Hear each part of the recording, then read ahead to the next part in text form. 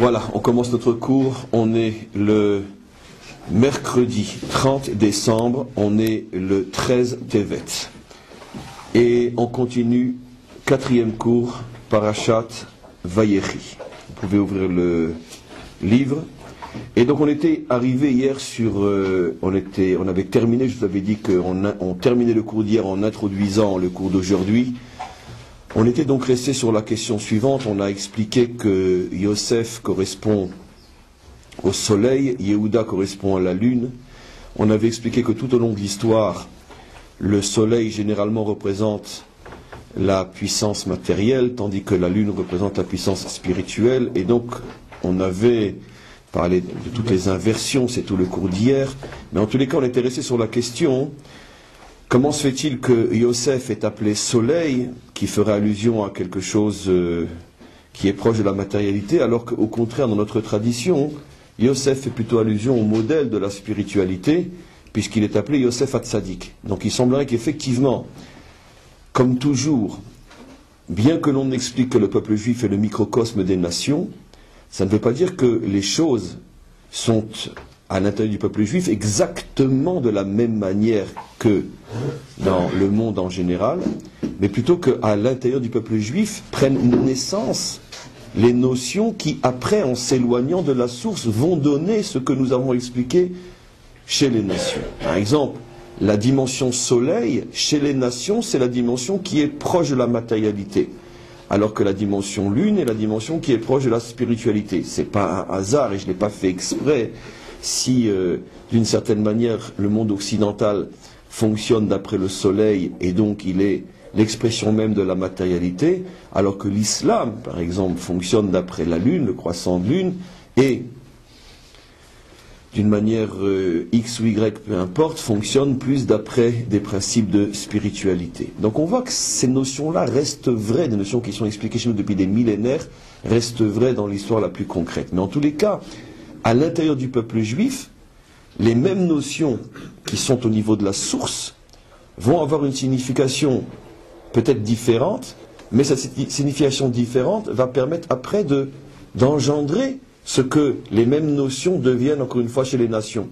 Donc Yosef, quand on dit qu'il incarne le soleil, c'est pas forcément et uniquement la dimension matérielle, mais c'est, comme on va expliquer aujourd'hui, quelque chose qui, après, en s'éloignant, peut donner la dimension matérielle telle qu'on la trouve, par exemple, dans le monde occidental, dans le monde qui n'a que le calendrier solaire. Alors maintenant, on va rentrer dans le vif du sujet, et on va, comme on le fait d'habitude, asseoir le cours dans les versets de notre Torah. Alors, si vous voulez prendre toujours le chapitre 49, et on est donc après que Yaakov ait béni ses enfants, et il va maintenant leur demander de l'enterrer en Eretz Israël dans la Méhara. Alors on est dans le verset 29 du chapitre 49, et voilà ce qui est marqué. Vaïtsav otam, il leur ordonna, Vayomer alehem, et il leur a dit, Ani neesaf el ami, je vais rejoindre mes pères. Kivru oti el avotai, enterrez-moi avec mes pères. El améhara, dans la grotte. Asher bisde Ephron achiti, qui est dans le champ de Ephron le Chitéen. Donc c'est toutes les parachiotes au sujet d'Avraham. Baméhara asher bisde amarpela. Et il insiste, la grotte qui est dans le champ de Marpella, Asher alpene mamre, Beretz Knaan, Asher kana Avraham, le champ et la grotte qui a été acheté par Avraham. Et maintenant, regardez ce qu'il y a à partir du verset 31. Shama kavru et Avraham vet Sarah ishto. Là-bas sont enterrés Avraham et Sarah, son épouse. Shama kavru et Yitzhak vet Rivka ishto. Là-bas sont enterrés Yitzhak et Rivka, son épouse. Veshama kavarti et Léa. Et là-bas, j'ai enterré Léa. Et bien sûr, quel est le mot qui manque? Son épouse. Ishti. C'est quand même, pour le dire à ma manière, un culot monstrueux. Tu es en train de citer tes grands-pères et tes parents, et tu précises bien l'épouse, et quand il s'agit de ta propre femme, tu ne dis pas l'épouse. Et donc c'est clair, on est habitué, ça fait maintenant des semaines qu'on parle de cette notion-là. Aujourd'hui, on va reparler d'une manière extrêmement profonde. On voit une fois de plus, et c'est d'ailleurs pour ça, je voudrais juste ouvrir une parenthèse, pour ça, entre autres, et peut-être plus que toute autre chose, que Yaakov est appelé Ish Emet, l'homme de la vérité. Yaakov n'est pas un diplomate dans le sens, il ne fait pas de la lèche. Ici, il a besoin de ses enfants. Il sait que la majorité de ses enfants sont les enfants de Léa. Il sait que sans ses enfants, il ne pourra pas réaliser ce qui lui est le plus cher maintenant, d'être enterré avec ses pères. Mais il ne dira pas ce que les enfants veulent bien entendre, parce que Yaakov est un homme de vérité. Et la vérité, elle est sans concession. Et donc quand il parle de Léa, il ne rajoute pas mon épouse, car tout le monde sait qu'il n'y en a qu'une épouse, c'est Rachel. Et donc, de là on voit, j'ouvre une parenthèse, ça n'a rien à voir avec le cours directement, de là on voit ce que c'est un homme émet. Un homme émet, c'est un homme qui a des principes. Il a compris des choses, il sait que c'est la vérité, et même si son intérêt le plus évident serait de mettre de l'eau dans son vin, comme on dit, il préfère ne pas mettre de l'eau dans son vin. Pour une raison très simple, parce qu'à partir du moment où une fois tu t'habitues à boire du vin dans lequel il y a une goutte d'eau, tu finiras par boire de l'eau dans laquelle il y a une goutte de vin. C'est clair. Le monde fonctionne comme ça. Donc pour pouvoir devenir, et rester surtout, le pilier de la vérité, il faut être capable d'aller jusqu'au bout, et c'est précisément lorsque tu as besoin de quelqu'un, et que malgré tout tu ne lui parles pas le langage qu'il a besoin d'entendre, c'est à ce moment-là que véritablement tu as prouvé que tu as un Ish Emet. Dit en français, l'homme de vérité est à l'extrême opposé, l'opposé absolu du politique. C'est-à-dire on ne peut pas être un politicien, être un homme de vérité. Vous savez, il y a une blague qui dit qu'il y avait un marchand de chaussures qui allait d'endroit en endroit dans la ville, et on lui a dit, et donc il vendait ses chaussures. Et puis on lui dit, mais pourquoi tu te mets pas devant la Knesset? Parce que là-bas, il y a énormément de monde qui va et qui vient, et tu pourras vendre aussi tes chaussures. Alors il a répondu, là-bas je vendrai à personne, parce qu'à Sheker en lo raglaim, nos maîtres disent que le mensonge n'a pas de pied. Et donc automatiquement je ne ferai pas vendre de chaussures là-bas. C'est la Knesset pour nous, parce que c'est une blague en hébreu. Vous imaginez, dans les autres parlements du monde entier, on ne leur a même pas posé la question. Et tout le monde sait qu'il n'y a pas de pied là-bas. Et donc automatiquement, on ne peut pas être politique et vrai, dans le sens profondément juif du terme. En tous les cas, quand je parle du politique, je parle du politique tel qu'il est conçu aujourd'hui. C'est-à-dire, c'est la science de dire ce que l'autre a besoin d'entendre. Je ne parle même pas de mensonge en le sens, malheureusement, ce que c'est véritablement. Mais supposons même que les politiciens ne soient pas des menteurs, dans la mesure où c'est clair qu'ils ont l'art de dire ce que l'autre a besoin d'entendre. C'est l'extrême opposé de la vérité telle qu'elle est définie ici, dans notre Torah. Donc je ferme la parenthèse. Donc on voit encore une fois que Yaakov ne dit pas Léa Ishti. Et donc, il est clair que si Léa n'est pas son épouse, comme j'ai déjà expliqué, forcément, ça va rejaillir sur les enfants. Et vous allez remarquer maintenant quelque chose d'extraordinaire. On a plus ou moins survolé, vous savez, donc on l'a plus ou moins fait, vous le ferez. À chaque fois que Yaakov, on l'a fait plus ou moins hier en survolant, à chaque fois que Yaakov introduit une nouvelle bénédiction à l'un de ses enfants, tout de suite il dit son nom. Mais lorsqu'on en arrive à Yosef, regardez maintenant, remontez dans le verset 22, regardez cette anomalie prodigieuse. Qu'est-ce que dit Yaakov? Ben Porat Yosef. Il commence la bénédiction en l'appelant mon fils. Tous les autres sont appelés directement de leur nom. Et ils ne sont pas appelés mon fils. Et lui, Porat, c'est mon bien-aimé, mon préféré, mon plein de grâce, c'est difficile à traduire. Ça inclut toute notion de mon sucre, mon miel, ma chair, mes yeux, etc. C'est le dernier? Non, Yosef n'est pas le dernier. Et donc, Ben Porat Yosef, il lui dit donc, tu es mon fils. Avant de citer son nom, il lui dit d'abord, tu es mon fils. Il ne l'a dit à personne. Pourquoi les autres ne sont pas ses enfants? On verra bien sûr, j'espère, si Dieu nous donne la force, ce que cela signifie aujourd'hui. Avant de commencer, je suis déjà fatigué. Mais enfin, c'est pas grave. Ben Porat Yosef. Ah donc, et il lui redit après, Ben Porat Aleaïn.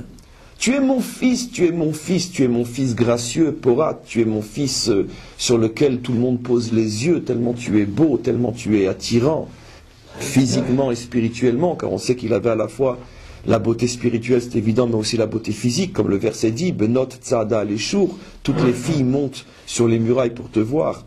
En tous les cas, dès le premier verset, 2 fois il l'appelle mon fils. Mais regardez, continuons encore un petit peu. Et il dit après, mais El Avicha Ve'Azreka, c'est le Dieu de ton père qui t'a aidé. Il n'a jamais dit ça aux autres. S'il parle aux autres, il dira que Dieu les a aidés, pas le Dieu de ton père. Donc il le place comme étant mon fils. Je suis ton père. Et on continue. Regardez. Après, il lui dit, j'avais sauté un verset, et juste en haut, il lui dit, je reprends le verset 23-24, Vateshev Be'etan Kashto. Tu as placé ta confiance en Dieu. Tu es resté fort. Veyafuzuz roeyadav. Je traduis d'après un des sens possibles. Tes mains sont de l'or, du paz. Paz, c'est un diamant précieux. D'où l'expression en français peut-être, tout ce qui touche transforme en or. Il n'y a pas une expression comme ça. Ça vient de ça. Veyafuzuz roeyadav. Rashi explique, tes mains sont du paz. Là où tu mets tes mains, ça se transforme en diamant. Et c'est vrai, comme on a vu, il avait une bénédiction inimaginable. C'est pour ça que là où il allait, on le plaçait responsable de l'endroit où il se trouvait, parce qu'on voyait que la bénédiction passait par lui. Et regardez maintenant ce qu'il dit. Midé Avir Yaakov. Tout ça, tu le dois à la puissance de Yaakov. Ça veut dire que ma puissance, je te l'ai transmise. Et regardez ce qu'il dit maintenant. Misham Roé Even Israël. Et c'est de Yaakov, de ton père, de ta source, que tu es devenu Roé Even Israël, que tu es devenu le berger d'Israël, puisque c'est toi maintenant notre berger, c'est toi qui nourris la famille en Égypte. Mais regardez, Even Israël, la pierre d'Israël. Et les commentaires font remarquer que le mot Even est composé d'une contraction de 2 mots, Av, Ben, père et fils. Ça fait le mot Even. Et les commentaires disent pourquoi la pierre s'appelle Avben, pour montrer justement que rien n'est plus solide que la transmission d'un père à un fils. Et donc, Yaakov dit à son fils, la pierre, je ne la trouve véritablement qu'entre toi et moi. Je n'ai dit à aucun autre de mes enfants Even, Avben, qui se réunissent pour former la pierre indestructible. La pierre dont le symbole pour nous jusqu'à aujourd'hui, c'est le Kotel HaMa'aravi, les pierres du mur. Nos maîtres avaient dit dans le Midrash, il y a 2000 ans déjà, quel courage il fallait pour prendre une telle responsabilité, car si l'histoire les avait contredits, on aurait brûlé le Talmud. Nous, pas eux. Or, qu'est-ce qu'ils disent dans le Talmud il y a 2000 ans? Que le Kotel HaMa'aravi ne sera jamais détruit, alors qu'on est en pleine destruction de temples. Et ça sera un signe pour les enfants d'Israël, que Dieu ne les abandonnera jamais. Ils ont tous essayé de le détruire, jusqu'aux Jordaniens qui en ont fait une pissoire, une pissotière, je ne sais pas quoi, une pissotière, une écurie, une laterie. Tout le monde a essayé de le détruire. Personne n'est arrivé. Et nous revenons, 2000 ans après, nous trouvons le signe de cette solidité entre toutes les générations. C'est pour ça que la pierre représente toujours ce qui est indestructible. La transmission entre un père et un fils. Mais ce qui est extraordinaire, c'est que cette bénédiction d'être la pierre des générations, elle n'est donnée qu'à Yosef. Donc on voit bien que à plusieurs reprises, Yaakov insiste pour bien faire comprendre, et c'est encore une fois la dimension de vérité, comme j'ai dit au début du cours, la vérité n'accepte pas la lèche, la vérité ne dit pas ce que les autres aimeraient bien entendre. Il sait qu'il a tous ses enfants réunis en face de lui, et devant tout le monde, il dit, Even, la pierre, ce n'est que Yosef et moi, ou moi et Yosef. On va expliquer bien sûr. Donc on voit que, à 2 reprises, Yaakov montre qu'il y a une différence fondamentale entre lui et Léa, et lui et les enfants de Léa, et lui et Rachel, et lui et les enfants de Rachel. Alors pour c'est pas nouveau pour nous. Je vous ai simplement surpris en vous montrant que ce problème qu'on a traité déjà depuis des semaines revient sans arrêt, sans arrêt, sans arrêt. Et c'est finalement à nouveau le problème qui apparaît d'une manière très très très forte au moment où se termine donc la dernière paracha du premier livre de la Torah. Il y a énormément de choses qu'on a déjà dit, donc je ne vois pas ce qu'on pourrait rajouter de plus, et on va pourtant le faire, on va avoir un aspect tout à fait nouveau et extrêmement profond pour conclure donc cette notion-là. Vous vous rappelez, je vais vous le montrer dans le texte, que les pères et les mères avaient toujours insisté pour que leurs enfants n'épousent pas une cananéenne. Cananéenne est appelée dans la Torah Bnot Kna'an. Bnot Kna'an fait bien sûr allusion, terrestrement parlant, aux filles de Kna'an, mais comme on sait que toutes les notions dont parle la Torah ne sont que des enveloppes qui contiennent des notions infiniment plus profondes, plus spirituelles, et donc que signifie en vérité Bnot Kna'an? Avant de répondre à cette question, je vais vous faire remarquer que le seul des tribus d'Israël qui a épousé une Bnot Kna'an, alors que c'était clairement interdit, c'est Yehuda.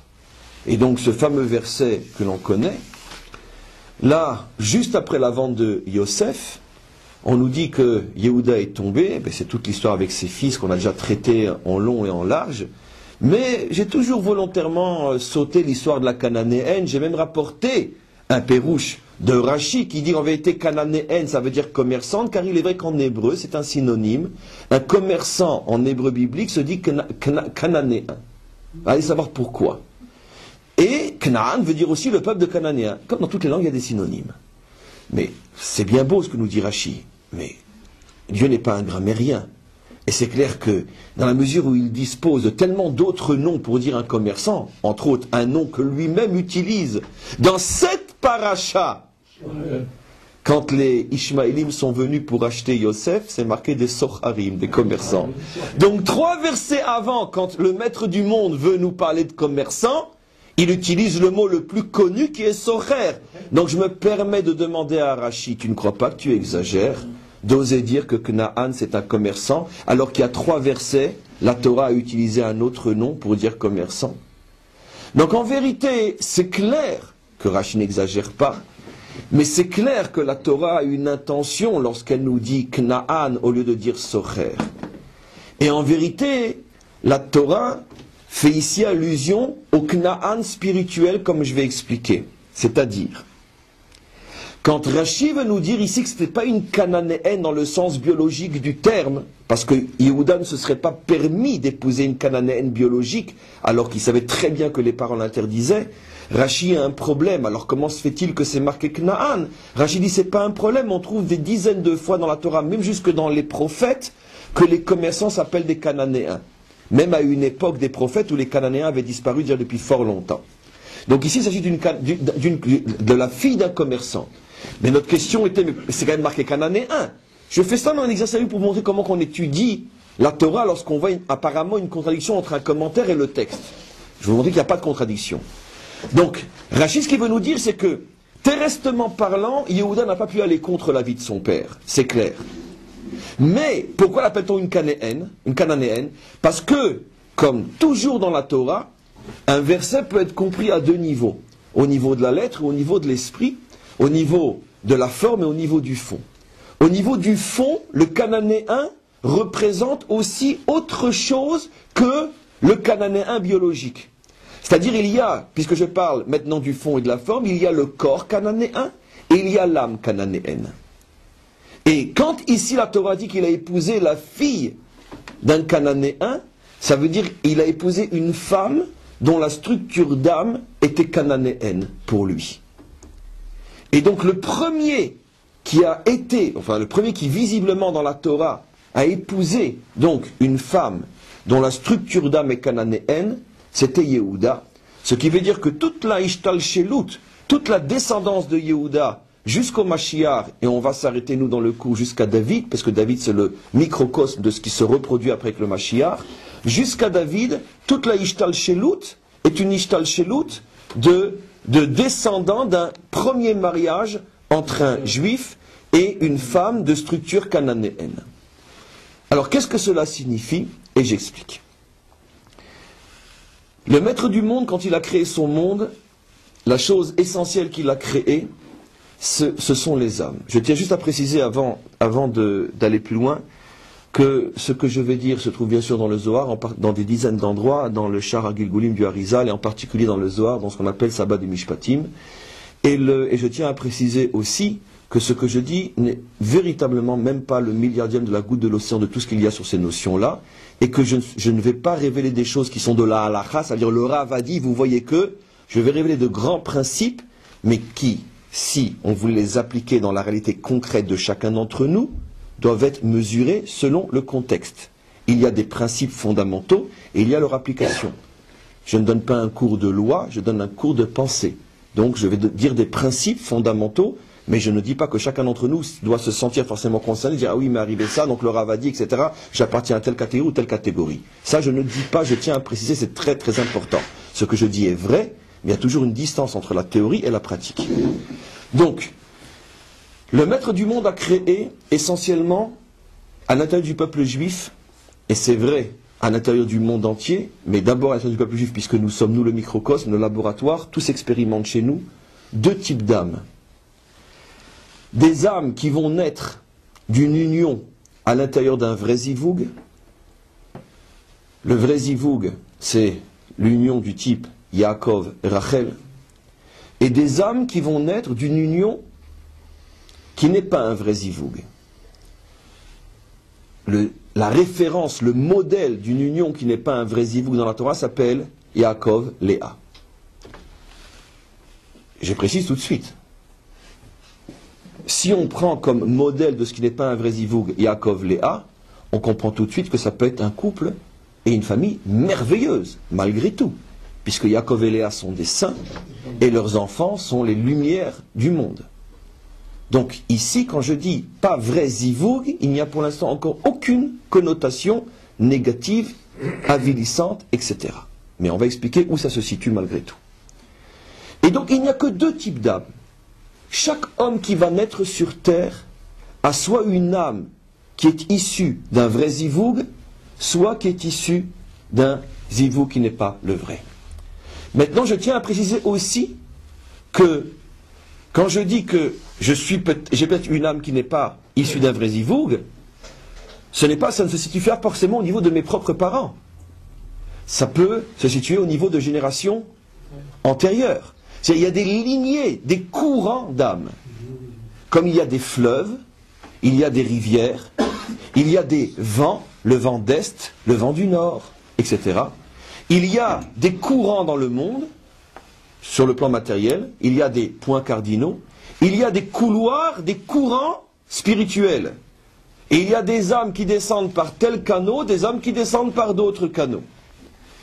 Et souvent, il suffit qu'il y ait une ou deux générations de zivoug non véritables pour que les âmes après empruntent pendant de nombreuses générations un canal qui est celui des âmes non créées par le zivoug. Zivoug amiti. Alors maintenant écoutez-moi bien. Dans le langage codé et secret de la Torah, lorsqu'on parle d'une union entre un homme et une femme qui n'est pas le vrai zivoug, on appelle la femme cananéenne. C'est-à-dire, elle est cananéenne en ce sens qu'elle n'est pas le zivoug amiti de son mari. Où on le révèle avec Yehuda et cette fameuse Bat Shua, la cananéenne, et c'est essentiellement à cela que faisaient allusion les pères lorsqu'ils disaient à leurs enfants n'épousez pas Benot Knaan, ça veut dire notre bénédiction et que vous puissiez avoir le mérite de trouver votre vrai zivoug. Et que vous ne vous unissiez pas, que ne fassiez pas des enfants avec une femme qui n'est pas votre vrai zivoug. Il y en a un, les autres on ne sait pas, la Torah ne nous le dit pas, mais un qui, on pourrait dire, a été lechatrila, en pleine conscience de cause, vers une femme qui n'était pas son vrai zivoug, c'est Yehuda. Et c'est pour ça qu'on l'appelle cananéenne. C'était sa première femme. Et donc, à partir de Yehuda, va naître un couloir d'âme jusqu'à la délivrance finale, jusqu'au Mashiach, qui est un couloir d'âme par lequel passent toutes les âmes qui sont issues de non-vrais zivug. Et on va comprendre dans quelques instants qu'est-ce que ça fait et comment ça influence. Maintenant, il y a un autre canal, comme j'ai expliqué, c'est le canal des âmes qui sont produites d'un vrai zivug. Le modèle, le symbole, c'est Yaakov et Rachel. Et l'enfant, qui est le modèle absolu du fruit d'un vrai zivug, c'est Yosef. D'une autre manière, l'enfant ou les enfants qui sont le symbole d'un zivug qui n'est pas le vrai, ça commence avec Yehuda lui-même, puisqu'il est l'enfant de Léa. Il est de tous les enfants de Léa celui qui incarne le modèle le plus parfait de ce qui n'est pas un vrai zivug. Ne vous inquiétez pas, le Mashiach sort de lui quand même. Ce qui n'est pas un vrai zivug. C'est pour ça que lui-même, qui se ressemble, s'assemble, lui-même va reproduire ce problème quand il va aller se marier avec une femme qui n'est pas son vrai zivug, qu'on appelle la cananéenne. Maintenant, écoutez-moi bien. Selon la symbolique du cours d'hier, nous allons dire la chose suivante. Il y a sur terre des âmes solaires et des âmes lunaires. Les âmes solaires sont les âmes du type Yosef, fruit d'une union du type Yaakov Rachel, vrai zivug. Les âmes lunaires sont les âmes du type Yehuda, fruit d'une union qui n'est pas un vrai zivug, Yaakov, Léa. C'est pour ça que ici, la Torah met précisément, clairement en évidence, une fois de plus, que seul Yosef est appelé Ben, on va comprendre ce que ça veut dire, Ben pour pouvoir être appelé Even, Av Ben, seul Rachel est appelée Ishto, ou plutôt quand Léa est nommée, comme je vous l'ai montré, elle n'est pas appelée Ishto, parce que Yaakov veut, au moment de sa mort, bien faire comprendre une fois pour toutes à ses enfants qu'il y a une différence fondamentale entre Yehuda et Yosef. Et il y aura dans toute l'histoire une différence fondamentale entre les âmes issues du vrai zivug et les âmes qui ne sont pas issues du vrai zivug. Mes amis, quelle va être la différence d'abord fondamentale entre une âme du vrai zivug et une âme qui n'est pas une âme du vrai zivug? Et je tiens à préciser encore une fois que tout ça, ce n'est pas un problème, on pourrait dire, de responsabilité de celui qui porte l'une de ces deux âmes, puisque c'est le choix du maître du monde, c'est lui qui a voulu qu'il y ait ces deux types d'âmes, comme il a voulu qu'il y ait le chaud et le froid, il a voulu qu'il y ait le noir et le blanc, il a voulu qu'il y ait le haut et le bas, la gauche et la droite, etc., etc. Donc, c'est lui qui a voulu ces structures d'âmes, et l'hiver n'est pas responsable d'être froid, comme l'été n'est pas responsable d'être chaud. Chacun est ce qu'il doit être. Alors maintenant, je reviens à la différence fondamentale entre une âme lunaire et une âme solaire. Une âme solaire est une âme qui ne peut en aucun cas chuter, s'obscurcir et se voiler. De la même manière que le soleil ne s'obscurcit jamais et ne se voile jamais, surtout ne dites pas la nuit, parce que j'aurais honte de vous répondre. Parce que ça brille autant de l'autre côté. Le soleil est absolument indestructible. Le soleil, c'est une lumière absolue qui ne baisse jamais son intensité. Que ce soit en été, que ce soit en hiver, que ce soit le jour, ou que ce soit pour nous la nuit, car c'est le jour pour les autres. Donc, automatiquement, le soleil incarne une lumière constante, stable. La lune incarne l'extrême opposé. La lune, d'abord, n'a pas de lumière. La lune n'a aucune lumière. Si déjà elle a de la lumière, c'est qu'elle est obligée de la recevoir du soleil. Et de plus, le soleil est extrêmement capricieux. Des fois, il donne, des fois, il ne donne pas. Et c'est entre eux, comme on le sait, une histoire d'amour, je t'aime un peu, beaucoup, à la folie, passionnément, pas du tout, et ça recommence.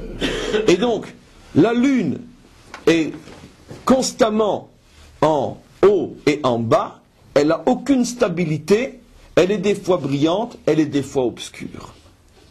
On a compris maintenant que la différence fondamentale entre une âme soleil et une âme lune, les âmes soleil sont des âmes qui brillent constamment, les âmes lunes sont des âmes qui vont traverser l'histoire avec des hauts et des bas. Et c'est ce que le maître du monde voulait. Le maître du monde voulait que dans le peuple juif, il y ait des familles, il y ait des groupes d'âmes qui soient comme le soleil, c'est-à-dire que la lumière est transmise de génération en génération sans s'affaiblir et à plus forte raison sans se voiler.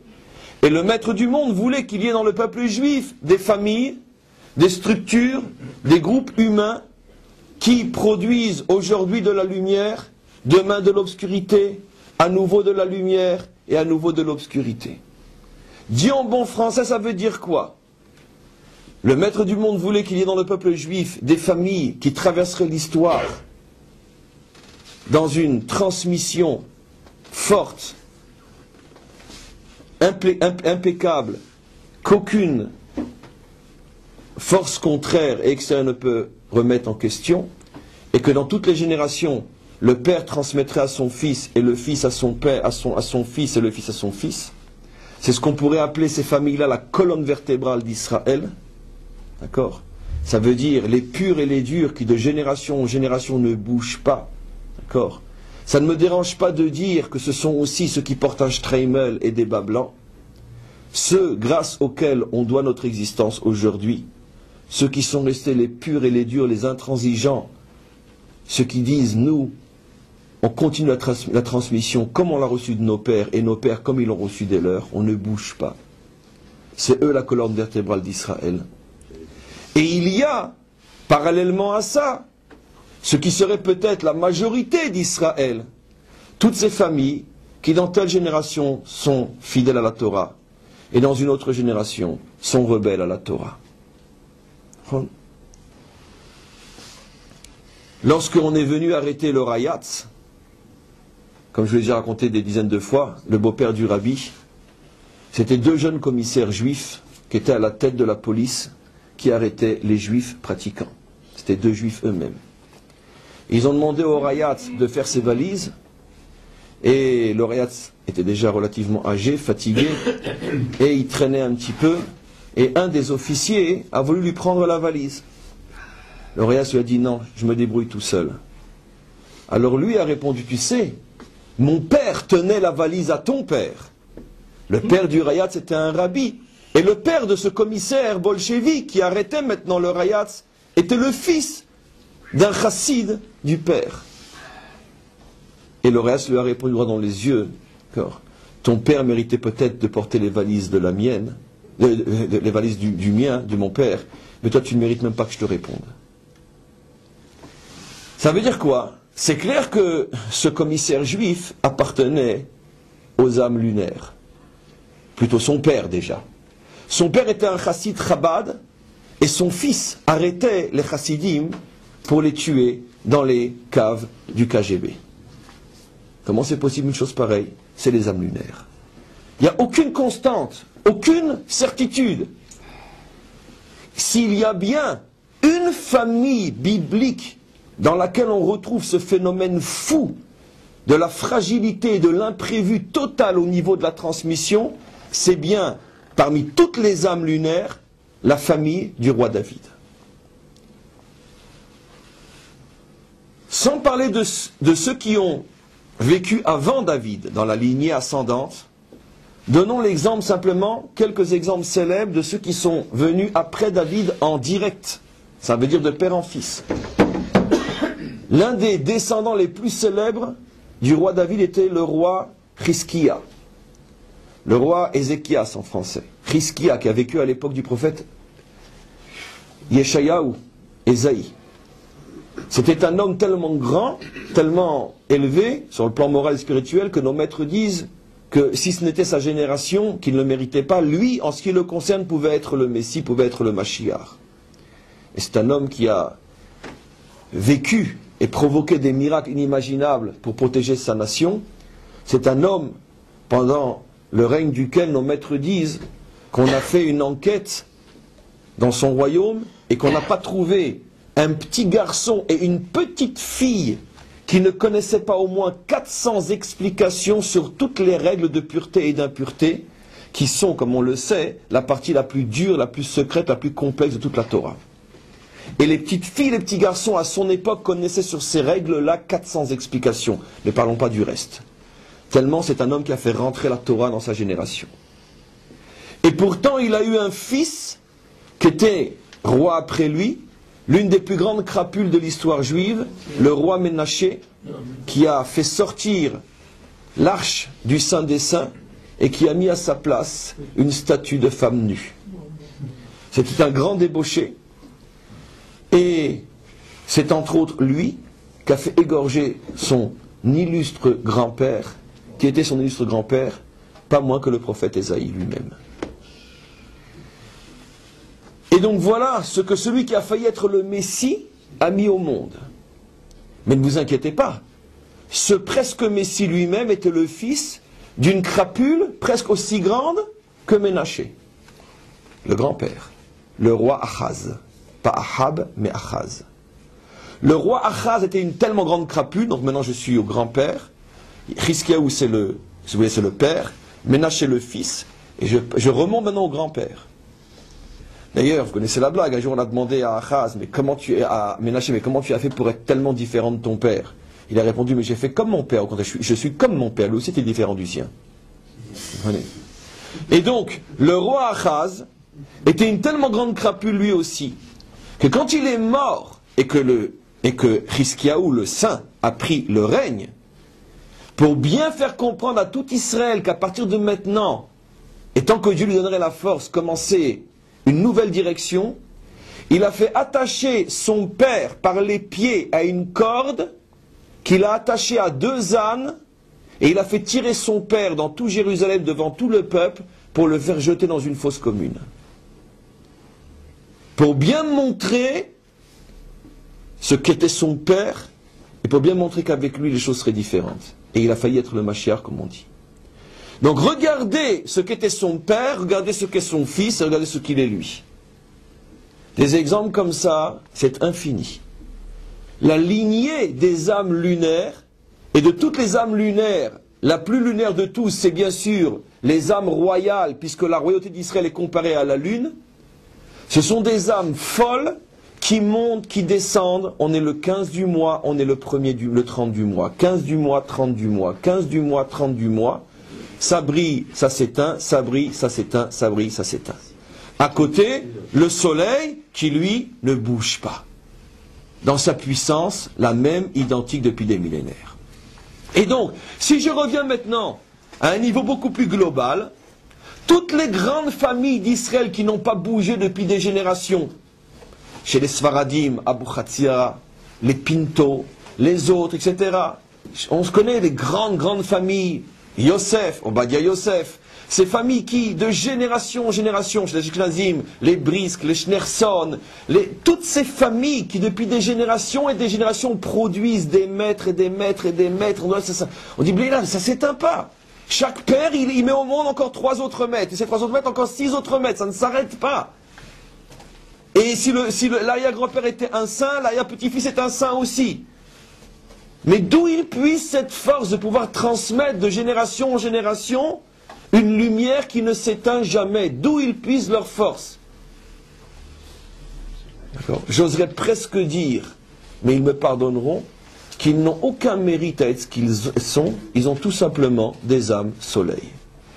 Et une âme soleil, c'est Even, Av, Ben, c'est solide comme la pierre, ça ne bouge pas.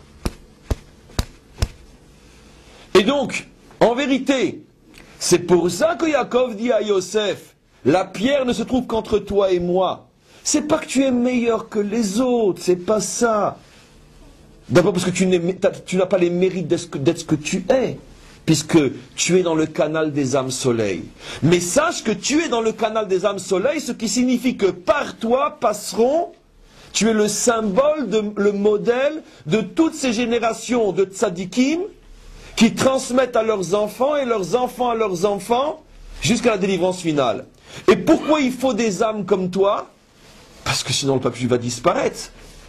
Et si quelqu'un n'a pas une colonne vertébrale qui tient, il s'effondre. Et donc c'est la colonne vertébrale d'Israël. Et c'est indestructible comme le Kotel, comme le mur des lamentations. On revient, imaginez-vous, que quelqu'un qui aurait vécu il y a 2000 ans, sincèrement, il revient aujourd'hui, en faisant un raccourci de 2000 ans, il revient et il voit le peuple juif. C'est clair que où va-t-il reconnaître des juifs? C'est chez ceux qui sont les plus orthodoxes, c'est clair. En tout cas, à la première rencontre. C'est sûr que là, il va être sûr qu'il est chez lui. Les autres, c'est pas évident. Il ne sait pas trop comment vous vous appelez. Bornstein ou comment? Il ne sait pas. Parce que le nez n'est pas si crochu que ça et la barbe, il n'y en a plus. Et il n'y a peut-être rien sur la tête non plus. Alors, comment qu'il va reconnaître? Par contre, celui qui a le chapeau, la barbe, les tzitzit, c'est clair. Donc, c'est clair que ces générations-là, ces familles-là, ces juifs-là, sont comme le mur des lamentations. Ou plutôt, le mur de notre joie. Puisque ça a été les lamentations pendant des siècles, aujourd'hui c'est le mur de notre joie. Puisque c'est le témoin de notre retour promis et prévu. Et donc le mur de joie, c'est ça ces familles qui ont assuré la survie du peuple juif. Maintenant, Dieu voulait qu'il y ait aussi ce que nous sommes nous tous, mes amis, autour de cette table et autour d'autres tables, et peut-être autour de la majorité des tables d'Israël, se trouvent des âmes lunaires. Nous sommes tous des juifs qui sommes revenus. Nous sommes tous pratiquement des juifs qui n'étions pas il y a 20 ans ce que nous sommes aujourd'hui. Pourquoi? Parce que nous appartenons à la catégorie qui est majoritaire, en tout cas dans notre génération, la catégorie lunaire. Et c'est clair que plus on s'approche de la délivrance, et plus les âmes deviennent des âmes lunaires. C'est comme on va le voir, le Mashiach lui-même sort d'une structure lunaire. Après tout ce qu'on a dit sur Yosef. Alors, non, on a compris pourquoi il faut des âmes solaires, et c'est aucun d'entre nous, ni moi, ni vous. Les âmes solaires en Israël aujourd'hui, on le sait, c'est la famille Abu Khatsera, ce sont ce genre de familles, c'est la famille Brisk, ce sont toutes ces familles-là, Ashkenaz, Sfarad, on les connaît. Mais elles sont minoritaires, ces familles-là. Nous sommes tous des familles lunaires. C'est-à-dire que nous sommes peut-être plus que ce qu'étaient nos parents, mais d'un autre côté, nous ne savons pas si nos enfants seront aussi fidèles que nous. Car le problème d'une structure lunaire, c'est que elle dépasse peut-être ses parents, mais elle se fait après enfoncer par ses propres enfants. Il n'y a pas de even, il n'y a pas de... Et donc, si vous voyez, à titre simplement de point de repère, vous voyez une génération où, on va prendre le père est un très très grand maître, et vous voyez que la génération d'avant, le père était un ignorant, et dans la génération d'après, les enfants ou des enfants sont eux-mêmes des ignorants, vous pouvez être sûr que vous êtes en face d'une âme lunaire. De toutes les âmes lunaires, puisqu'on ne peut pas ne pas le dire, de toutes les âmes lunaires, quelles sont les âmes du 30e jour du mois? C'est les âmes des convertis, qui elles sont des âmes du 30e jour, ou plutôt du 29e jour, du 28e jour, pardon. Excusez-moi. Du 28e jour, parce que le 29 ou le 30 c'est déjà nouveau le nouveau mois. Les âmes du 28e jour, ça veut dire que ce sont des âmes lunaires par excellence, mais qui, elles, ont été produites par le 28e jour du mois, avec ce que ça correspond, et ça revient sur le plan spirituel. Mais d'un autre côté, comme l'explique entre autres le Rabbi dans un Dvar Malchut inimaginable, il explique, c'est ça le paradoxe, c'est que le 28e jour du mois, c'est le jour le plus noir, mais c'est le jour qui est le plus proche de la renaissance, qui est le symbole de la délivrance. C'est pour ça que, comme on l'a expliqué dans d'autres cours, mais je ne pouvais pas ne pas le dire, le retour des convertis est la preuve la plus forte de l'éminence de la délivrance. Parce que quand tu arrives au 28, tu es bientôt au 1, au Rosh Chodesh. Rosh Chodesh qui est le symbole de la délivrance, la nation juive qui renaît. Le 15. Comment? Le 15, c'est les âmes de Yosef. Non, le 15, c'est pas, j'allais dire une bêtise, c'est pas les âmes de Yosef parce qu'elles ne sont pas là-bas. Le 15, c'est Chizkiyahu HaMelech. Le 15, c'est Chizkiyahu HaMelech. On va dire le 25 ou le 26, c'est son fils Ménaché. Tu comprends? Voilà, c'est le déclin. Une âme comme celle de Chizkiyahu Améler, dans la mesure où malgré tout elle appartient au cycle lunaire, la preuve c'est qu'elle a un enfant rachat et un père rachat, automatiquement, mais elle brille, oui mais elle brille comme la lune, elle brille le 15 uniquement, donc c'est pas constant. Donc on a compris maintenant mes amis pourquoi Hachem voulait des âmes comme celle de Yosef. Vous comprenez ce que Yosef, ce que Yaakov est en train d'expliquer à ses enfants?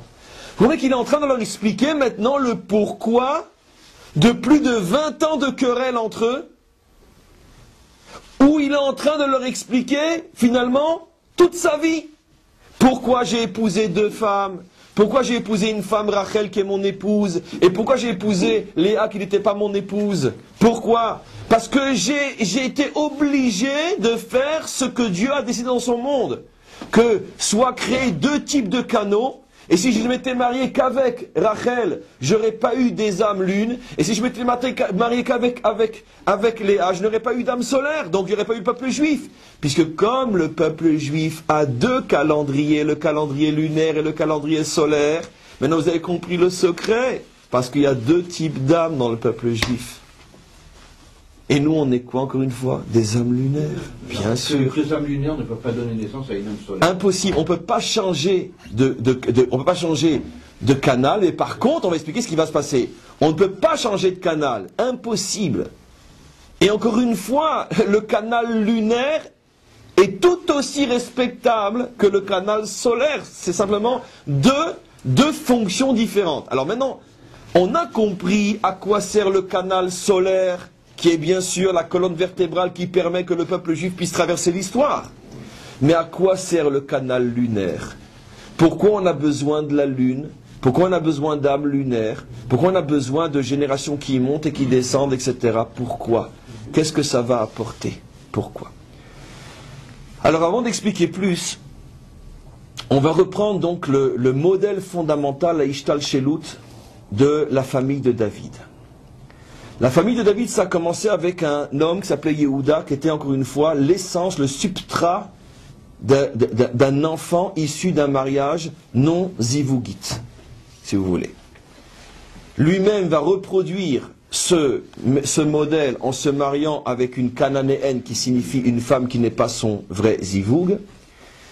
Et voilà qu'il va mettre au monde 2 enfants déclin, la lune en déclin, Er ve Onen. La lune est en déclin, lui il était peut-être le 14 ou le 15 du mois, ou le 16 du mois à mon avis, non, il est déjà au niveau du 16, Vayered, c'est ça le Vayered. La lune commence à redescendre, il est déjà le 16 ou le 17 du mois, il est en déclin, mais avec ses enfants, on est passé à une étape de plus en le déclin, on est déjà vers le 25-26 du mois, on ne voit plus rien. Er et Onen meurent.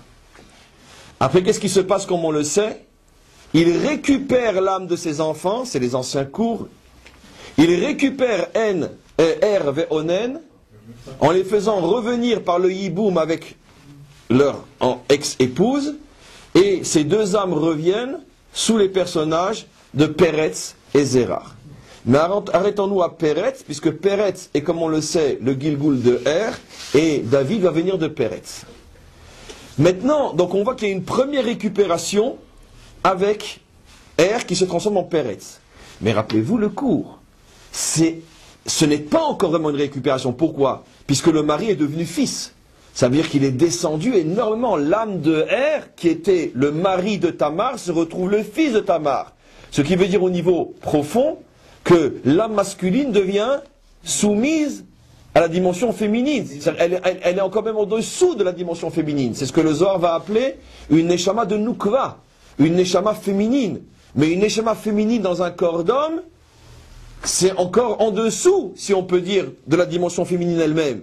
Parce qu'une neshama féminine dans un corps de femme, c'est quelque chose qui est très haut, qui peut même dépasser la dimension masculine comme on le sait. Mais quand tu as une dimension féminine dans un corps de femme, dans un corps d'homme, à ce moment-là, tu as un déréglage total, rien à voir avec ce que vous imaginez, mais un déréglage total au niveau nishmatique, et ce qui fait donc que, malgré tout, tu es, on pourrait dire, une âme abîmée. Donc, il y a un début de tikkun, mais il y a malgré tout quelque chose d'abîmé. C'est le problème des saves. Mais c'était le problème. Pourquoi le problème des saves? Ah oui, c'est le problème des saves, oui. Absolument. C'est le problème des saves. D'une autre manière, c'est le même problème des saves. Maintenant, mes amis, vous croyez que ça s'est arrêté là? Ce que vous ne savez peut-être pas, et pourtant on le lit au moins une fois par an dans le livre de Ruth, mais que le problème du Yiboum a recommencé encore avant David dans cette même lignée-là. Qui était Ruth? Ruth était la femme de Machlon. Qui était Machlon? Machlon était le fils de Avimelech, prince de la tribu de Yehuda. Machlon était son fils. Il y a eu une famine et ils ont quitté la terre d'Israël pour se réfugier de l'autre côté du Jourdain, dans ce qu'est la Jordanie d'aujourd'hui, Eretz Moav. Dans Machlon, qui était donc lui aussi un prince, si on peut dire, le fils du chef de la tribu de Yehuda, forcément fréquentait des gens de son rang, mais les princes et les princesses de Moab ne sont pas juifs, et il est tombé amoureux, ou elle est tombée amoureuse, ils sont tombés amoureux l'un de l'autre, lui et Ruth.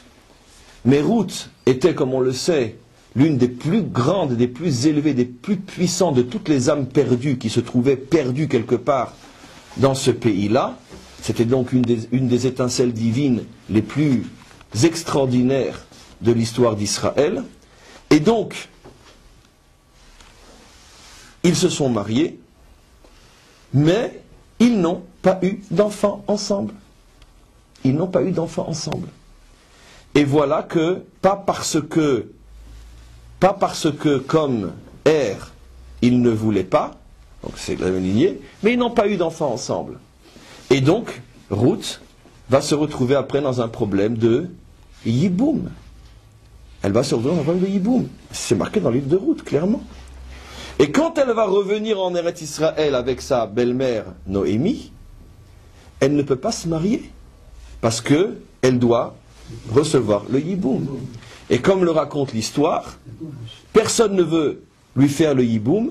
Pourquoi? Parce qu'il y avait un problème sur elle qui était sa conversion. Dans la mesure où vous connaissez bien l'histoire, il y avait une grande discussion à l'intérieur du peuple juif, ou plutôt des maîtres d'Israël. Est-ce qu'une fille de Moab peut se convertir? Parce que la Torah dit clairement qu'on n'accepte pas les conversions de Moab. Mais il y avait une partie des maîtres d'Israël, et la loi est comme eux, c'est eux qui avaient raison, mais leur avis n'était pas encore suffisamment entendu à cette époque-là. Une partie des maîtres d'Israël qui disait que l'interdiction ne touche que les hommes, non les femmes, donc Ruth peut se convertir. Mais comme en tous les cas, à son époque, la querelle faisait rage, personne ne voulait prendre Ruth une fois qu'elle est revenue en Israël. À part celui qui, à cette époque-là, était devenu, lui, le chef de la tribu de Yehuda, le fameux Boaz.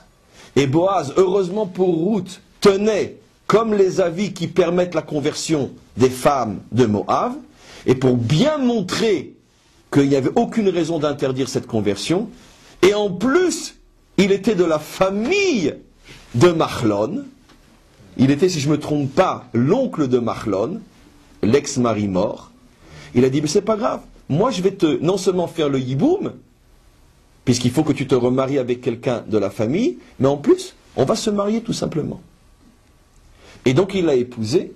Ils ont eu au monde un fils qui s'appelait Oved, qui a eu au monde un fils qui s'appelait Yishai, et qui a eu au monde le grand, le heureusement célèbre David, notre roi. Et donc vous voyez que dans les quelques petites générations qui ont précédé la naissance de David, on revient sur un problème de Yiboum. C'est que Rachel n'était pas soumise au Yiboum à l'époque où elle n'était pas convertie. Si, elle était déjà convertie. Elle était déjà convertie. Elle était convertie et pas acceptée. Machlon ne l'avait épousée qu'après la conversion. Il faut lire le livre de Ruth avec les commentaires et vous verrez que bien évidemment, Machlon étant lui-même prince de Yehuda, évidemment qu'il ne va pas se marier avec elle non convertie. Il l'a convertie, mais le problème c'est que sa conversion n'était pas acceptée. Elle n'a été vraiment scellée qu'avec son mariage avec Boaz, qui, étant le dirigeant d'Israël incontesté et incontestable, ça n'a pas fait taire ceux qui pensaient que, mais au moins personne n'a pu s'attaquer à lui. Et donc, Ruth, d'une certaine manière, a retrouvé sa respectabilité. Mais en tous les cas, on voit encore une fois que ça passe par un Yiboum. Maintenant, le Zohar va beaucoup plus loin que ça. Écoutez-moi bien ce que le Zohar dit. Le Zohar dit qu'en vérité, Machlon, c'était tout simplement le Gilgoul de Peretz, qui était lui-même le Gilgoul de Er. Et Boaz n'était rien d'autre que le Gilgoul de Yehuda. Et vous imaginez donc qui était Ruth? Ben, tout simplement le Gilgoul de Tamar. Et donc en vérité, les mêmes personnages se retrouvent sur le plan nishmatique, les mêmes âmes reviennent dans une même génération. Ruth est un Gilgoul de Tamar, Machlon est un Gilgoul de Peretz, ou de Er, donc les enfants de Yehuda, peu importe, et Boaz est un Gilgoul de Yehuda. Ce qui veut dire qu'on voit que pour arriver à David, il a fallu qu'une deuxième fois au moins se reproduise exactement le Yiboum. Mais le Zohar va beaucoup plus loin, il dit que la Torah ne nous raconte que le premier et le dernier. Mais en vérité, entre les deux, il y a eu plein d'autres Yiboum. Que toute la venue de l'âme de David est passée par une succession de Yiboum. Et je vais vous expliquer tout de suite, si Dieu veut, pourquoi. Pourquoi, dans quelques instants. Et donc David est le produit d'une multitude de Yiboum que la Torah résume par les deux plus célèbres, qui sont en vérité les deux mêmes, Yehuda Tamar et à nouveau Yehuda Tamar. Sauf que là, il s'appelle Boaz et Ruth. Alors pourquoi le maître du monde veut-il que la lignée de David passe par là? Le Zohar raconte quelque chose d'assez terrifiant. C'est sur ce point-là, plus particulièrement, que je reprécise que tout ce que je dis ne sont que des principes généraux. Il est absolument interdit de les accomplir dans la réalité concrète sans connaître bien et le principe et surtout le cas qu'on voudrait calquer sur ce que je vais dire. Donc on reste dans les idées globales. Le Zohar dit une chose extraordinaire. Il dit, comme je vous l'avais déjà mentionné, que une âme qui quitte ce monde sans enfant, à plus forte raison si elle quitte ce monde sans enfant parce qu'elle n'a pas voulu en avoir, et j'exclus tout de suite, comme le Zohar le fait, ceux qui voulaient avoir des enfants mais qui n'ont pas pu, parce que c'est la providence qui n'a pas voulu. Mais quand quelqu'un aurait pu avoir des enfants et n'en a pas eu, ou n'en a pas voulu, peu importe, à ce moment-là, son âme ne trouve aucun repos, même pas en enfer, même pas au Gehinnom, parce qu'il ne peut même pas y avoir un commencement de réparation, puisque il est irréparable, si on peut dire. Et donc il est obligé de revenir sur terre. Ça c'est le commencement du commencement. Il est obligé de revenir, parce qu'il faut absolument qu'il y ait un suivi, qu'il y ait donc des enfants. Le problème, c'est qu'il y a un très grand problème avec cette âme-là. C'est que cette âme-là, quand elle revient, elle n'a pas dans ce monde sa bat zoug. Elle n'a pas son âme sœur. Pourquoi? Parce que l'âme sœur d'une âme qui n'a pas eu d'enfant ne descend jamais avec son mari, si on peut dire. Pour deux raisons. Soit parce que c'est une âme de Yiboum, et on a vu que si c'est une âme de Yiboum, l'épouse devient mère. Vous vous rappelez? L'épouse devient mère. Tamar était l'épouse de Er, elle est devenue sa mère, puisque Er est devenue Peretz. C'est clair ce que je dis. Donc automatiquement, par la loi du Yiboum, l'épouse devient la mère. Donc c'est clair que Peretz, par exemple, Peretz, de son vivant, n'avait pas sur terre son zivouk, puisque son zivouk c'était sa mère, oui, qui était son ancienne femme, dans une autre vie. Mais le Zohar va beaucoup plus loin. Il explique que, supposons tout simplement qu'un couple soit marié, et que c'est un vrai zivouk, mais ils n'ont pas voulu avoir d'enfants, ou ils ne se sont pas donné la peine d'en avoir, ou bien par exemple ils se sont mariés à 25 ans, mais ils ont dit on termine d'abord, on met de l'argent de côté, et on commencera à faire les enfants plus tard, et malheureusement il n'y a pas eu de plus tard, parce que le maître du monde l'a rappelé plus tôt. Et donc il arrive là-haut, impossible de le garder là-haut, il faut qu'il redescende. Mais le problème c'est que quand il va redescendre, il ne pourra pas, dans cette tranche de vie qui peut se reproduire des dizaines de fois, il ne trouvera pas son vrai zivoug. Parce que Hachem ne fait jamais redescendre ensemble dans une même vie un homme et son vrai zivoug quand c'est pour un problème qu'on n'a pas eu d'enfant. Le vrai zivoug ne descend pas. Il y a des raisons à ça profondes, que je connais aussi, mais je ne peux pas, parce que ce serait trop vaste de tout expliquer. Le vrai zivoug ne redescend pas. Ce qui veut dire que lui va se trouver dans un problème assez énorme, c'est que d'un côté, il n'est redescendu que pour avoir des enfants, mais d'un autre côté, il ne peut pas trouver son vrai zivoug. Où il va trouver une femme? Où il va trouver une femme, cet homme-là? Où il va trouver une femme? Une femme comme Léa. Alors, très bien. Une femme comme Léa, qui n'est pas un vrai zivoug. Évidemment, c'est ce que Yaakov a trouvé. Seulement le problème, c'est que Yaakov et Léa représentent, on pourrait dire, un modèle optimal. On dit optimal, ça veut dire le meilleur possible dans ce genre de cas. Parce qu'il s'agit quand même de Yaakov et de Léa. Mais c'est pas tout le monde qui est Yaakov et pas tout le monde qui est Léa. C'est-à-dire pas tout le monde mérite d'avoir un mariage, on pourrait dire, en bonne et due forme, bien que c'est pas vraiment un vrai zivoug. Le Zohar explique que généralement ce qui va se passer, et encore une fois, je précise et reprécise et reprécise et reprécise, d'accord? 1 milliard de fois je me pose la question, est-ce que je fais ce cours, je fais pas ce cours, je fais ce cours, je fais pas ce cours. Mais d'un autre côté, je me dis, après tout, on est la génération du dévoilement, il faut dévoiler. Mais en tous les cas, le Zohar dit, généralement, qu'est-ce qui va se passer? C'est que cet homme-là n'aura le choix que de se marier avec une divorcée ou une veuve d'un vrai zivoug. C'est-à-dire, d'où il va trouver une femme pour lui. En principe, toutes les femmes sont mariées avec leur zivoug. D'accord?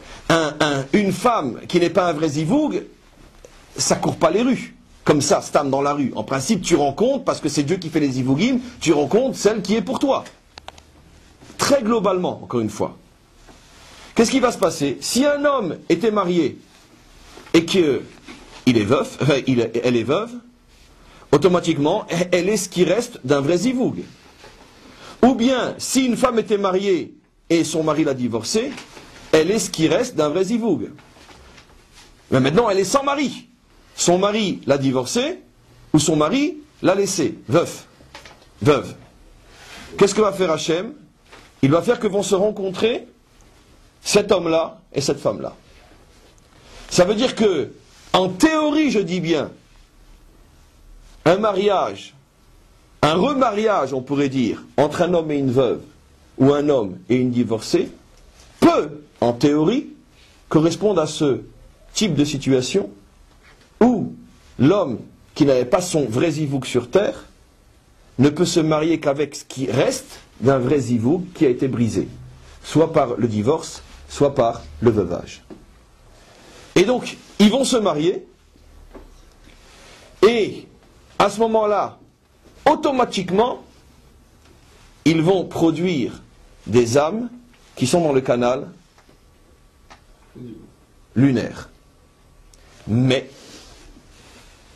non seulement ces âmes-là sont dans le canal lunaire, mais ces âmes-là vont être dans le canal lunaire, on pourrait dire, dans les jours descendants et non dans les jours montants.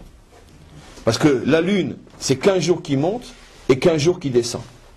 15 jours qui vont vers la lumière et 15 jours qui vont vers l'obscurité.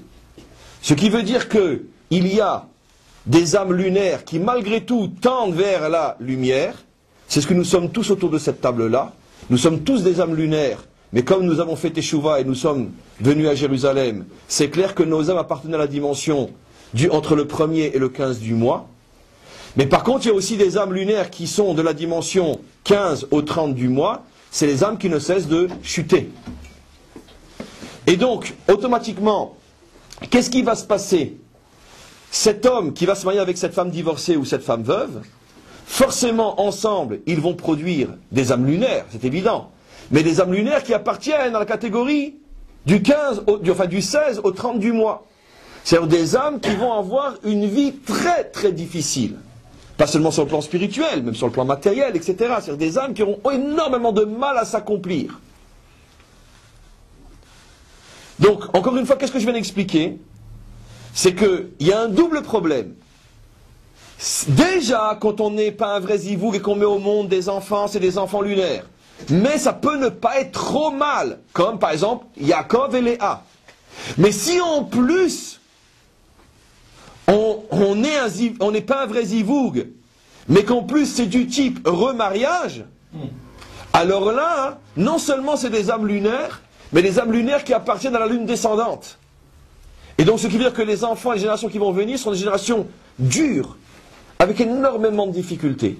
D'où, toujours en théorie, ce qui fait qu'il y a des vies dures, des vies brisées, des vies difficiles, des vies incompréhensibles, des vies qui ne sont qu'une suite de chutes. Et on ne comprend pas, mais qu'est-ce qui se passe? Mais pourquoi ça tombe? Pourquoi ça s'écroule? La personne n'est absolument pas responsable.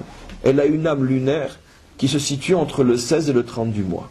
Le 16 et le 28 du mois, pardon. Je ne sais pas que je dis toujours le 30, parce que je confonds avec le français. Chez nous, ça s'arrête le 28. Le 16 et le 28 du mois. Voilà.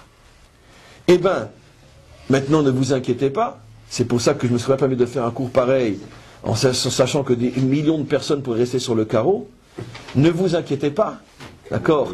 Le prototype même de ce problème, c'est la lignée du roi David. Le roi David est l'expression la plus puissante de ce problème. Il est issu d'une suite et d'une suite et d'une suite de chutes, c'est-à-dire de rencontres d'hommes et de femmes qui n'ont rien à voir l'un avec l'autre et qui ne sont pas un vrai zivoug.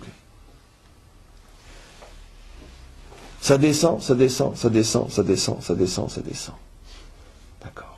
Et on arrive au roi David. Le roi David est l'aboutissement de toutes les chutes commencées depuis Yehuda et cette fameuse fille cananéenne. C'est intéressant. Ça a commencé par une bat Shua et ça se terminera par une bat Sheva. Le même mot. Il n'y a qu'une lettre qui change. Qu'est-ce qui se passe?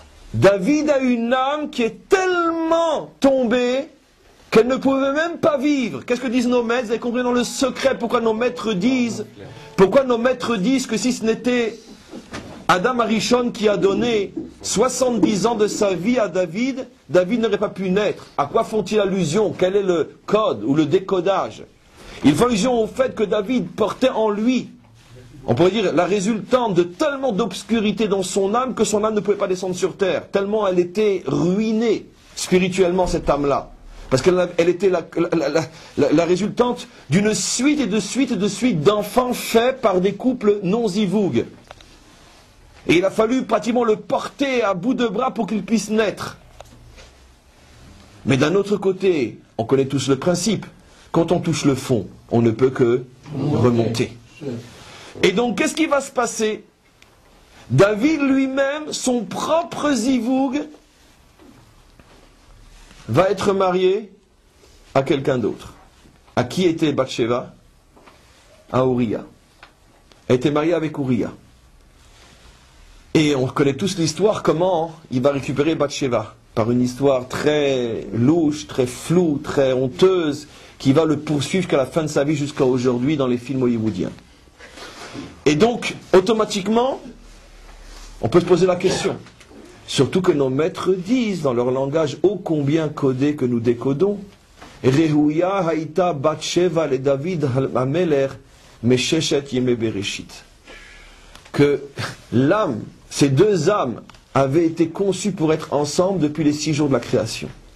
Ça veut dire qu'au moment où Dieu s'occupait de l'essentiel, il s'occupait de ces deux âmes-là. Et il les fait venir dans la même génération. Alors, maître du monde, explique-nous. T'as pas trouvé autre chose à faire que de faire descendre l'âme de Bathsheba, que de donner Bathsheba, à un autre homme que David, et t'as pas trouvé autre chose que d'obliger David à faire tellement de pirouettes pour arriver à la récupérer, au point que jusqu'à aujourd'hui, quand à n'importe qui dans la rue tu dis David et Bathsheba, ouais, hein, maître du monde, mais toi-même tu as créé ces deux âmes pour être ensemble. Alors pourquoi? Parce que c'est ça le problème. C'est que dans la mesure où David est issu de siècles de mariage non zivougim,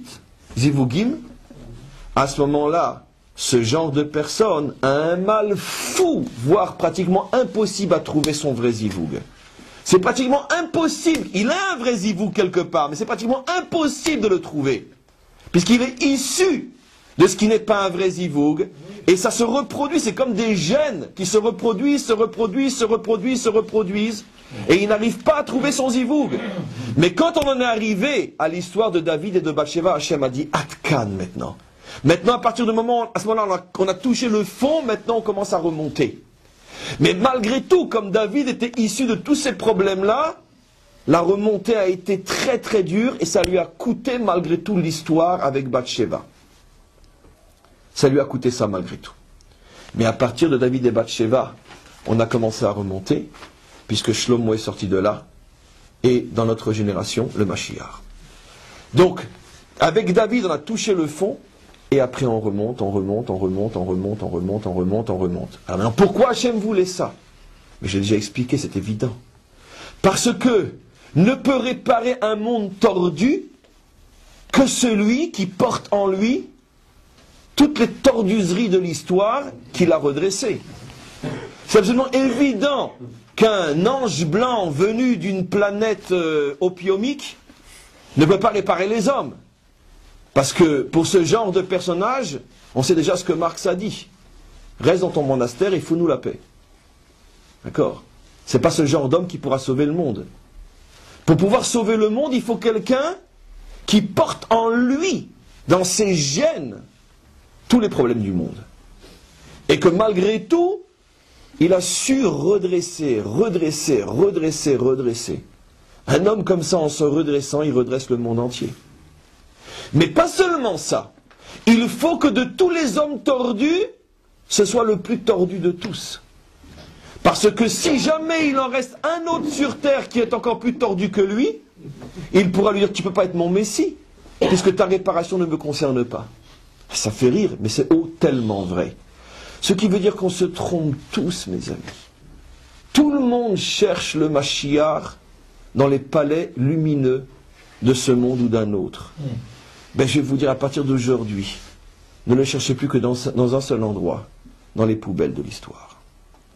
Si le Mashiach ne sort pas d'une poubelle, il ne pourra pas être le Mashiach. Et pas seulement d'une poubelle, il doit sortir de la poubelle la plus puante de l'histoire. Car s'il y a une poubelle qui est plus puce que la sienne, il ne pourra pas la réparer. Et c'est pour ça que quand on comprend en profondeur ce qu'est la lignée du roi David, et ce qui s'est passé encore même après lui, avec le fameux Ménaché, Achaz, etc., on comprend qu'il y a un dessein profond, fondamental dans l'histoire, que tu veux réparer le monde, très bien, mais est-ce que tu comprends le problème du monde? D'où tu viens, toi? De ton monastère, de ta yeshiva, d'où tu viens? Les Havdil, pardon. D'où tu viens, toi? Mais qui tu es? Tu comprends, tu sais ce que c'est un problème? Moi, ma mère, c'était une prostituée. Et mon père, il a violé mes sœurs. Tu veux me réparer? Moi, mais d'où tu viens, toi? Tu comprends quelque chose au problème de ce monde? Comprenez? C'est quoi? Tu crois que c'est uniquement un problème d'aller aimez-vous les uns les autres, croyez en Dieu et tout ira bien? Mais ça ne marche pas comme ça. Ce monde est rempli de pourriture. Tu t'es débattu une fois, toi, avec la pourriture pour comprendre ce qu'est la pourriture? Dans ta yeshiva, il n'y a que des saints. Dans ton monastère, il n'y a que des fantasmes. Qui tu es, toi, pour me sauver? Donc, si tu n'es pas quelqu'un qui a su faire face à ce genre de problème, tu ne pourras pas sauver le monde. Comprenez? Et donc, c'est pour ça que Dieu a créé le canal des âmes lunaires. C'est pour ça qu'il a créé à l'intérieur de ce canal, le canal le plus lunaire de tous, qui est la véritable poubelle de l'histoire. Et de là sort le Mashiach. Et le Mashiach peut dire au monde entier, moi je peux vous réparer. Parce que regardez, je suis le produit des générations les plus catastrophiques de l'histoire du monde. Et c'est pour ça, c'est ce que tu voulais dire, et c'est pour ça, effectivement, que nos maîtres vont si loin qu'ils appelleront dans tout le Talmud le Mashiach du nom Metzora, le lépreux. Comment? C'est pas honteux d'appeler le Mashiach le lépreux. Or, on sait très bien que le mot Metzora, pour nous, fait toujours allusion à ce qu'il y a. Maintenant, ça vient avec la lèpre. J'ai traduit en français malheureusement, maintenant je parle du Metzora biblique. Le Metzora, comme nous le savons, fait allusion à, on pourrait dire, à une maladie morale qui n'a rien à voir avec une maladie physique, qui est justement l'expression même de la déchéance morale la plus grande. Un homme qui a touché le fond de la déchéance morale était frappé à l'époque biblique de cette maladie qui n'a rien à voir avec la lèpre, j'insiste, qui est donc la tsara'at. Comment nos maîtres osent-ils appeler le Mashiach Metzora dans plusieurs endroits du Talmud? Pourquoi? Et parce que ils avaient entendu ce cours. Parce qu'ils savaient, eux aussi, que si le Metzora ne porte pas en lui tous les problèmes des hommes, il ne pourra pas soigner les hommes. C'est absolument impossible. Et donc de là, c'est, on pourrait dire, la pointe encourageante, et je termine, en ce qui concerne nous, et tous ceux qui, d'une certaine manière, pourraient se sentir visés dans ce cours, de se dire, oui, mais alors moi j'ai épousé une divorcée, moi j'ai épousé une veuve, moi je sais plus ou moins d'où mes parents viennent, moi je suis sûr de ne pas être marié avec mon vrai zivou, j'ai jamais osé lui dire, mais bon, elle et moi on le sait. Rien qu'à voir mes enfants, j'imagine déjà d'où je viens. Eh bien, tout cela, il faut répondre la chose suivante, mes amis. D'accord? Plus tordu que le roi David, vous ne pourrez de toute façon pas être. Mais le roi David, il a produit le Mashiach. Ça veut dire que le roi David, comme disent nos maîtres, est le symbole de cette réparation possible, quelle que soit la chute et quelle que soit la déchéance. Le roi David, c'est ce message d'espoir qui vient apprendre à chacun d'entre nous que quelle que soit la chute, sache que si tu le veux, et ça ne dépend que de toi, yes we can. Si tu le veux vraiment, tu peux remonter à un niveau tel que finalement tu te diras après, dommage que je ne suis pas tombé encore plus bas avant. Amen, vechen, yeh ratson.